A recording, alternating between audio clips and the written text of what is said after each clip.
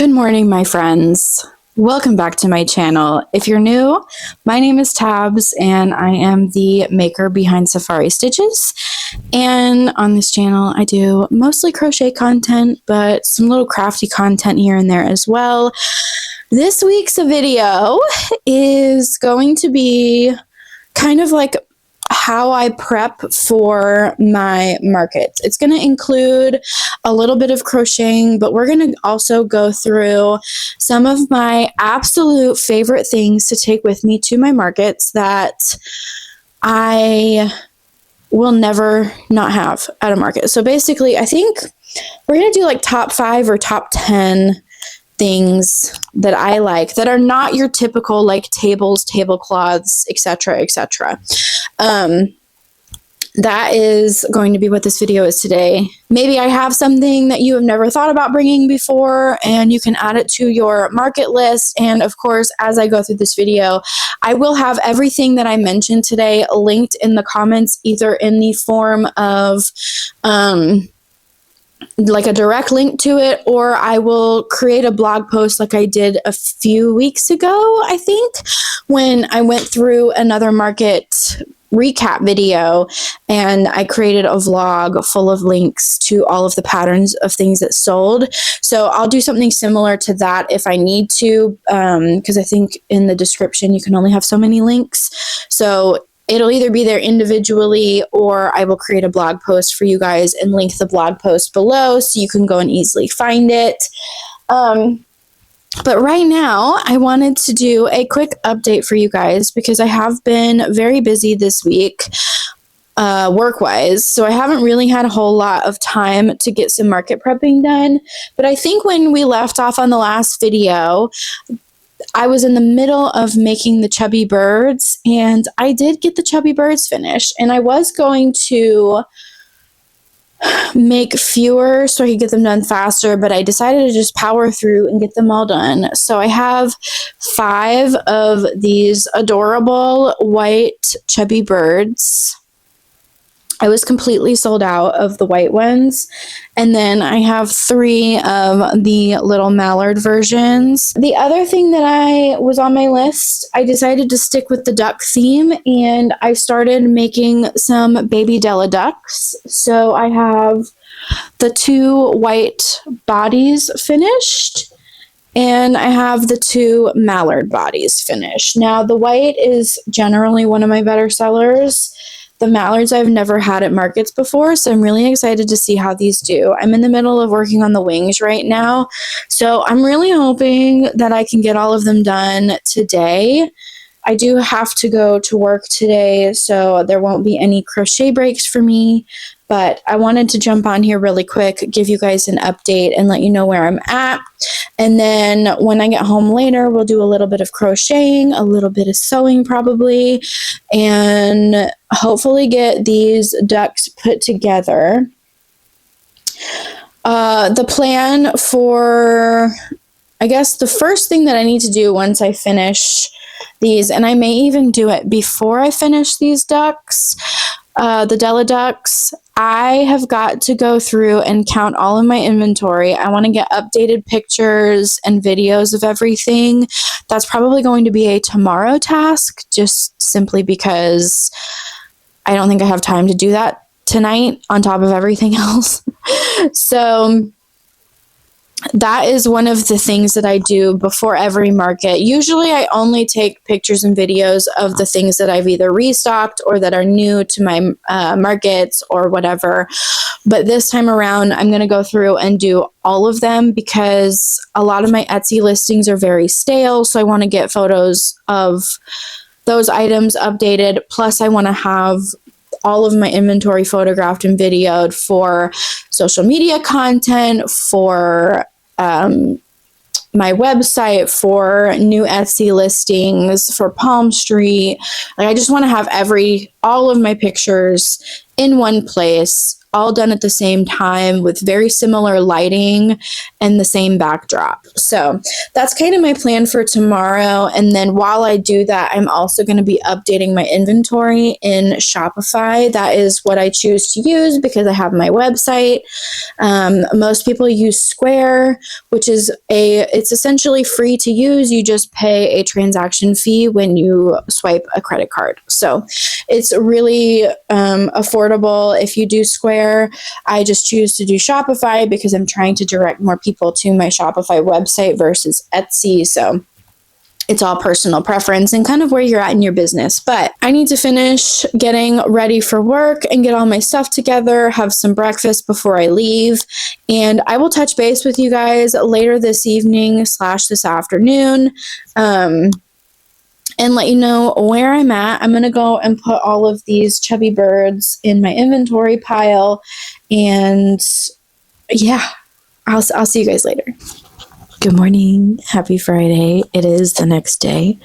I had a very productive evening last night. I got home from work, I changed, and I sat on that couch and I just got straight to work last night. I am so sorry that I didn't get any footage, but this is usually like the 2 days leading up to my market. Normally, if I had a market on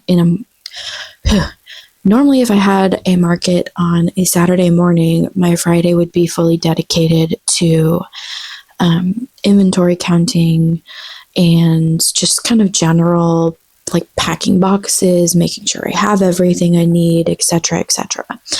Since it's Saturday evening, I'm actually going to dedicate half of today to finishing my market prep, but I wanted to give you an update because I got quite a lot done last night.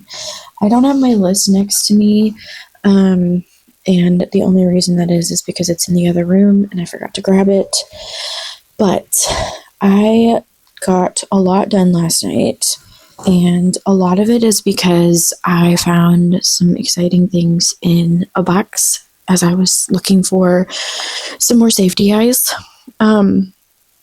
But first things first, I did get all of the Della Ducks put together. So I have 2 of the cream color and I have 2 of the mallard version. I have all 4 Della Ducks completely put together, which is super exciting. Sorry, I dropped one on the floor. And then when I was looking for some safety eyes, I found a bunch of turtle parts from the Crochet by Jenna sea turtle pattern. And I was like, oh snap.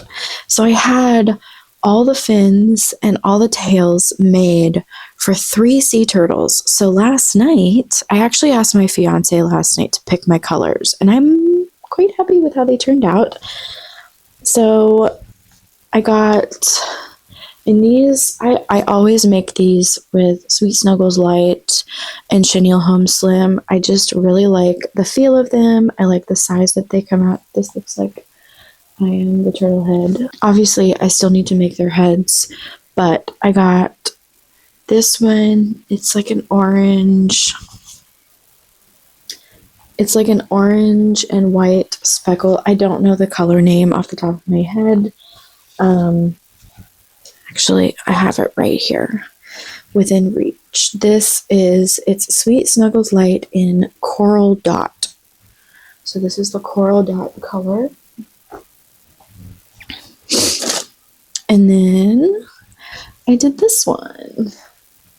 And this color is Sweet Snuggles Light in Grapes Dot. So there's those. And now I am in the middle of making one in this color. I'm almost done. I have like 3 rounds left to go, I think. And that color is also Sweet Snuggles Light, and it is in the color Tranquil Dot. So those are the 3 colors that I have made. I'm only going to make those. I had only intended to make 2 in this size, but since I found 3 sets of parts, I decided to just do that because I was going to make a jumbo size with Sweet Snuggles, just like the regular Sweet Snuggles that's like size 8, 7, bulky or whatever. But I don't have a green body color because I was going to make a jumbo sunflower turtle because I have the gold color and I have the brown, but I don't actually have the green color, and I'm trying not to buy yarn at the moment, so I just decided to nix that off of my list, and I'm just doing 3 of the regular size sea turtles. So the other thing that I took off my list, I am not making another yellow Della Duck, baby Della Duck. I have one in stock at the moment, and for me that's good enough. I think I am pretty much done making new items unless tomorrow I have time to make some more things. And the only reason that is because I now need to spend today and tomorrow morning going through and taking photographs and videos of all of the things that I have made. I still need to make all 3 of the heads for these sea turtles, which I don't think will take me that long. Lots to do, honestly, lots to do. And then, of course, get all my inventory counted and updated on Shopify. And then make sure I have everything. That's my current update. And yeah, I think that's all I really had. I'm going to work on getting these turtles finished, and I will touch base with you guys in a little bit.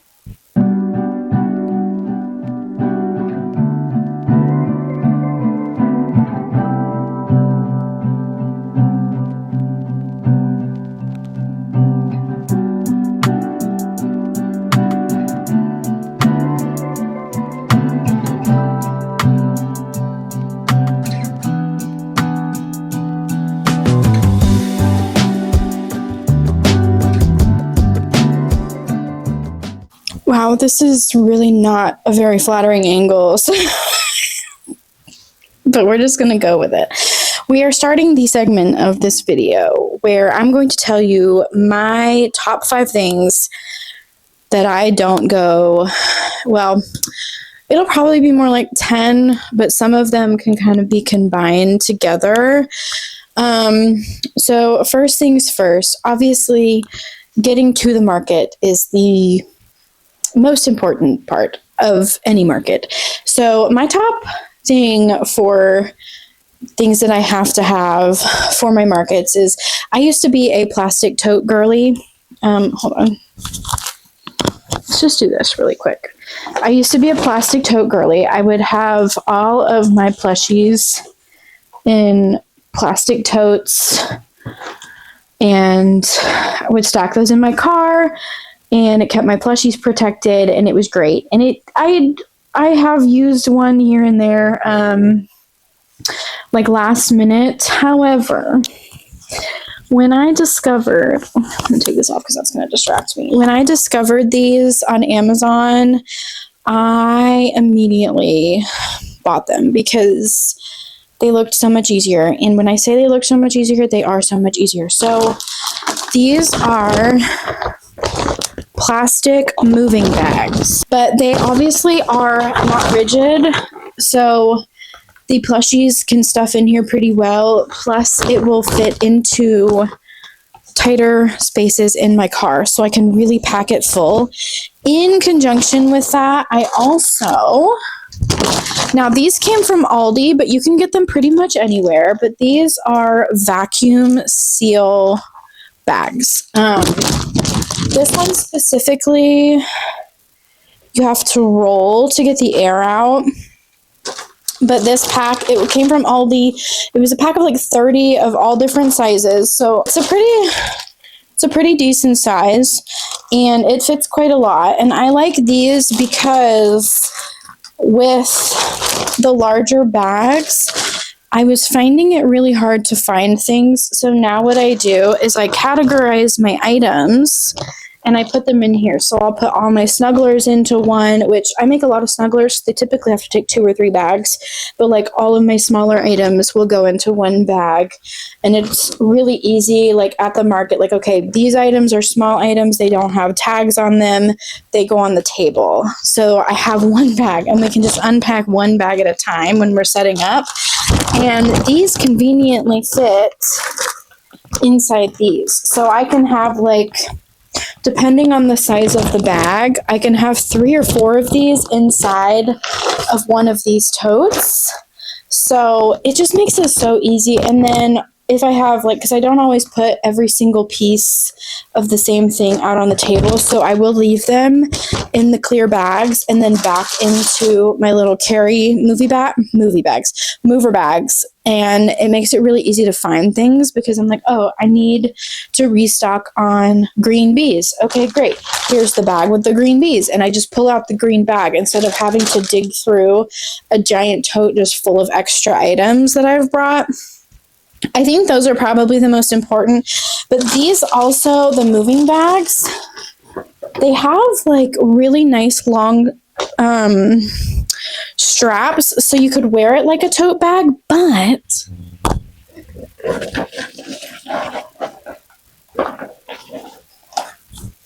obviously when it's zipped, sorry, I know this is so awkward. Let me change the angle. Hold on. Okay, that's much better. But you can wear it like a backpack. Obviously, this one's not zipped up or full, but the straps are long enough so you can wear it like a backpack. So you could have one on your back, add another one to each shoulder, and then carry 2 in your arms. So I can carry 5 bags at a time, which is insane, because I think the most I've ever taken is 5 bags to each market. So, and I've had, like, as far as durability, because that was one of the things I was really concerned about, was durability.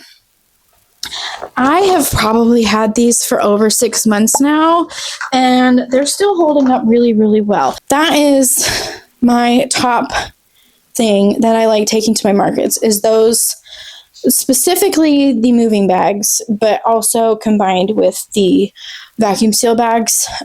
Just really, really easy to function and maneuver and restock as things sell out. But yeah, anyways, the second most important thing, in my personal opinion, is price tags on literally everything. Customers do not like to ask for pricing. I even find myself, it can be very uncomfortable for me, even as a handmade artist, to walk up to somebody and say, hey, how much is this? And it's almost kind of an awkward situation where the customer's like, oh, yeah, okay, thank you, like, and they're like, oh, that's too much out of my budget or whatever. And they feel uncomfortable kind of walking away from it at that point. And I don't like making people uncomfortable. So price tags. Price tags are my top 2. This is number 2 out of my top 5. And I price things in 2 different ways. The first is I make these business cards. These are my business cards. I hand these out as business cards. It's got my logo on the front. It's got a QR code that goes to all my links. And then on the back, I have a nice big space here where I can write what it is or the price or whatever. And then I've also got all of my links to social media and everything listed out on the bottom. And I attach these to all of the larger items that I have. So obviously this one goes to a hatching chick. I'll have to put that back on. However, things that I make in bulk, I have 10 of these guys. I don't label each and every one with a tag. I actually have these mini chalkboard signs. I'll post a picture up here.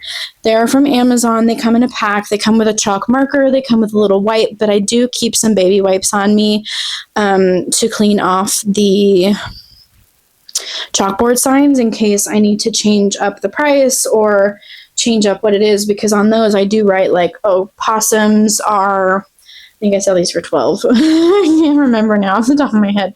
And I'll just do that, and I'll set it in front of the pile of the plushie. So I have that for the smaller stuff. So those are the 2 ways that I tag everything. The third thing that I will not go to a market without. And it's going to depend on the season. If it's going to be cold or cooler, I always have a beanie for myself and I have gloves. And I keep them in my bag just in case it gets a little chilly, like if it's a slower market and I'm just sitting. I always like to have those on hand. In the summer months, like for tomorrow, I have rechargeable fans. I've got three of them.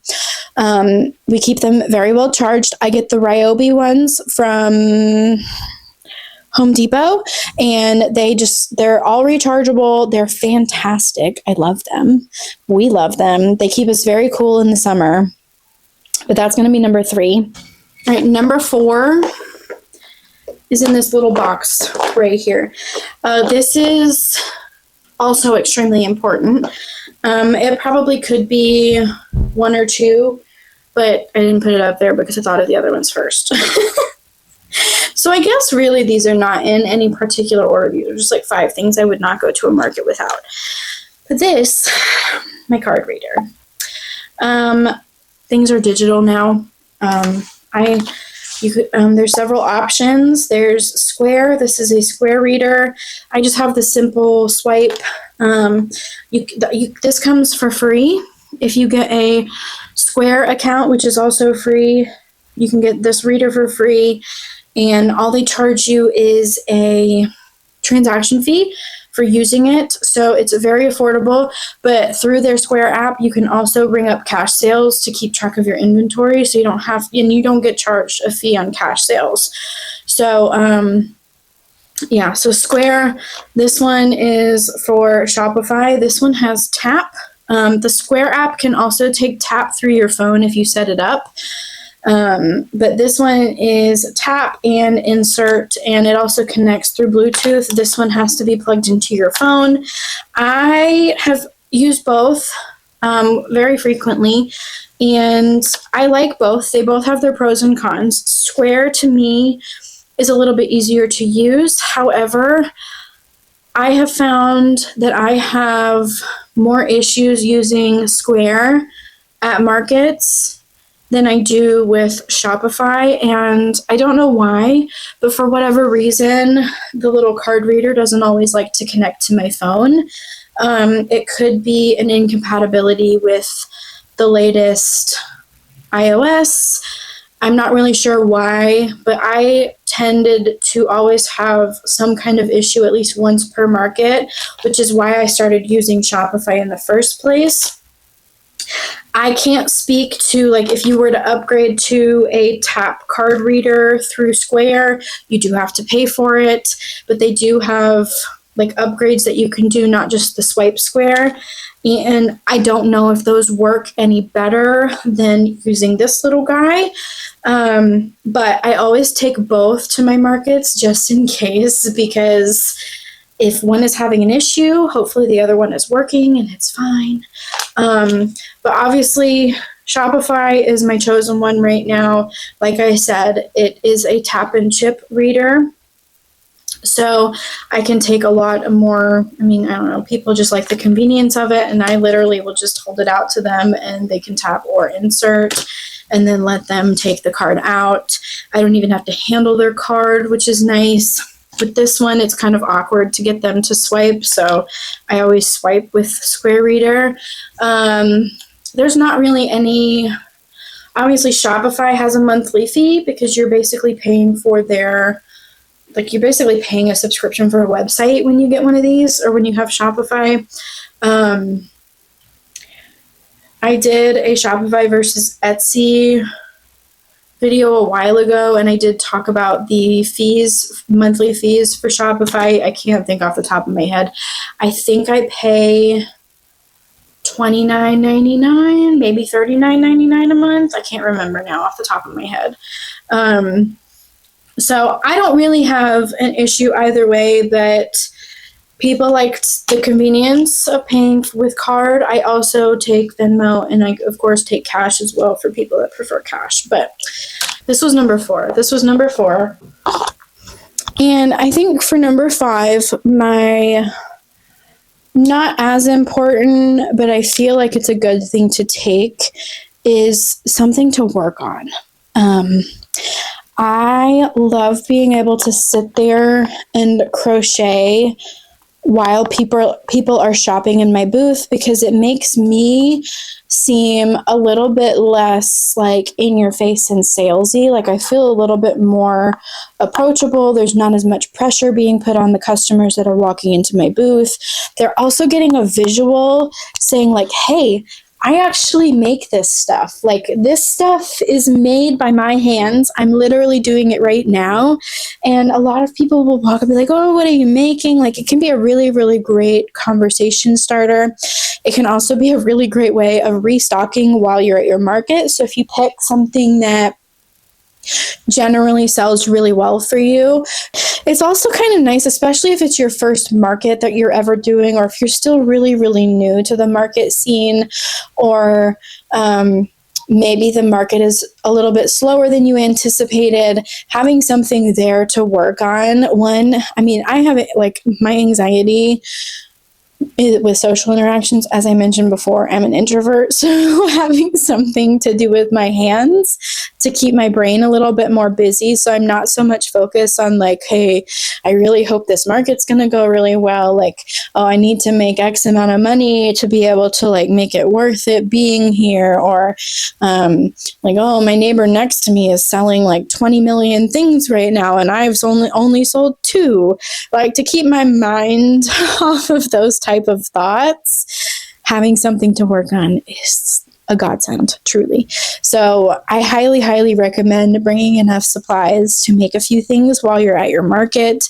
Like I said, it's a great conversation starter. It's just nice. It's nice to have something to do, especially if it gets really slow. Those are my top 5. I mean, obviously you need tables and tablecloths and a tent and a banner with your logo, and but I feel like these top 5 are things that you wouldn't necessarily think about before going to a market. Like fans, never would have thought about it until like halfway through the summer last year. I was like, oh my gosh, this is insane.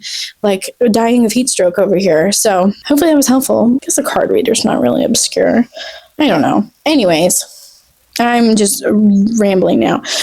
We're going to get into the segment of where I am going to start taking photos and videos of everything that I have currently. I've got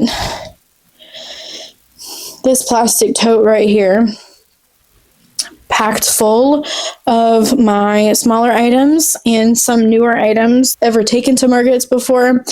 And I don't think I've got photos of half of this stuff, so this is a really good opportunity for me to get this done, have my photo and video bank for social media. That's one of the biggest things that I have learned this year, slowly, but I've learned it, is to batch film and photograph, because then you don't have to stress about social media stuff. I need to be better about posting on social media, so I'm hoping this will help. But I'm going to grab some water, and then I'm going to set up my little tripod and my phone against my little backdrop wall. I wish the sun was a little bit brighter, but it is what it is. And we're going to get to work. And at the same time that I'm doing this, I'm also going to be making a list of everything that I have. I will be writing it down just because it'll be easier for me than having a computer set up and typing away. I mean, that's my plan. And then I'll be packing it into my bags and getting it ready for tomorrow. So let's get started.